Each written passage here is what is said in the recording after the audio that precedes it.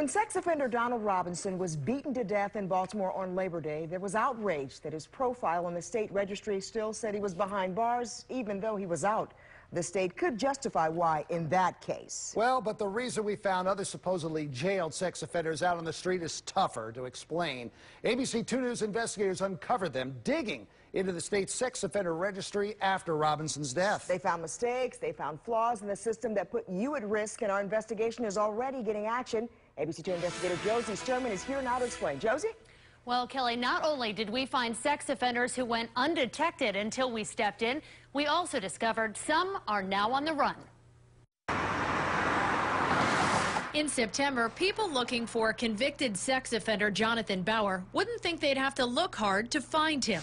The Maryland Sex Offender Registry said he was in jail, but it was wrong. I've been home. I haven't been locked up. Got it. For how long, you think?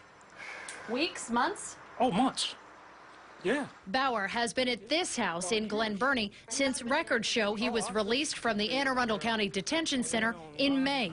But that jail is exactly where the state's sex offender registry said he was still living 3.5 months later. It's wrong information. I've been home. Bauer is just one of many sex offenders we found on the streets and undetected on the registry you rely on. You've got to keep your eye on them. Pat Parrish does. She checks the state registry twice a week and even used it to identify and turn in a sex offender she saw taking a boy into the woods by her home.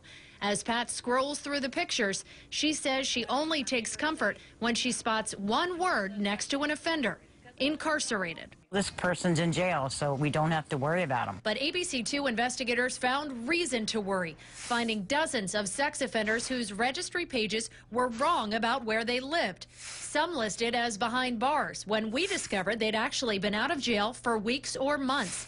Like Christopher Hawkins, convicted of a third-degree sex offense. He was supposed to be in the Prince George's County Detention Center, but multiple records showed he was out. And Antonio Edwards, a convicted rapist who will be on the registry for life. He was listed in the Baltimore County Jail, but we found he was on the street after being released in July. Edwards is a lost inmate that still hasn't been found.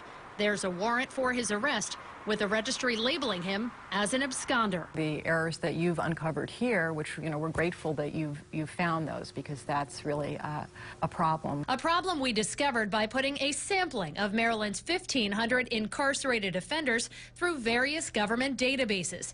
The state's registry may have them listed as being in jail, but we use the Maryland Inmate Locator, Case Search, a victim notification service called Vine, even picking up the phone to call detention centers they were supposed to be in, only to find out they'd been out for a while. When we tell the public that here's information about where these sex offenders are, that information should be correct.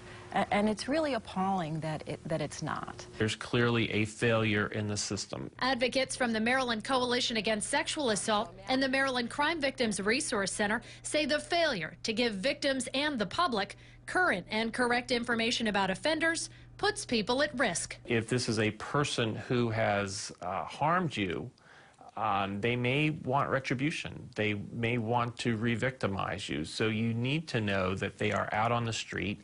I don't understand why this is happening. These are people who are in state custody. We should know where they are. In our sample, 20% of the inmates we found who were actually out had been in state facilities, so it wouldn't have been tough to update the registry.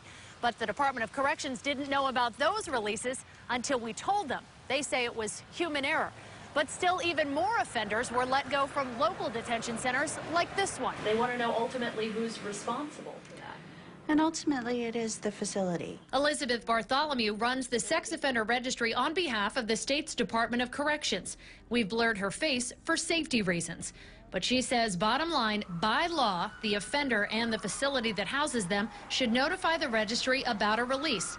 But that doesn't always happen. Periodically, there are people that get missed, and the reasons why they get missed are myriad. One big reason, according to Bartholomew, is the state and local databases that track inmates from the courts to the jail to the registry itself all speak different languages. The things that need to happen are linkages between databases. Because right now, when an offender walks out of a jail or state prison, those different databases don't all automatically update, although the state is using federal funding to modify the system and bring everyone on the same page. The goal is preventing mistakes like the ones we found from appearing on a registry that falls under the state banner. You feel like the buck stops with you? Yes, absolutely. The registry is my responsibility, and I take it very personally. And so does Pat Parrish, the woman who spends her days in retirement trolling the registry. If the state falls down on the job tracking the man she helped put behind bars, she'll be watching. If he gets out, I'll know he's out. I'll be on him like white on rice. Now, Baltimore County tells us that even though they registered Antonio Edwards and followed a state-approved practice that they thought met requirements, based on what we found, starting today, automatic notifications are going to go out whenever a sex offender is released from their custody. Now, the Anne Arundel County Detention Center says they faxed the state notification about Jonathan Bauer on the day he was set free. The superintendent there says there is room for improvement in this entire system, and he wants to be part of the team to find a fail-safe solution. You can read more about how we tracked down Jonathan Bauer and the other offenders in our case studies online. See what we knew about the people the registry had a tough time keeping an eye on at abc2news.com. Josie Sturman, ABC 2 News.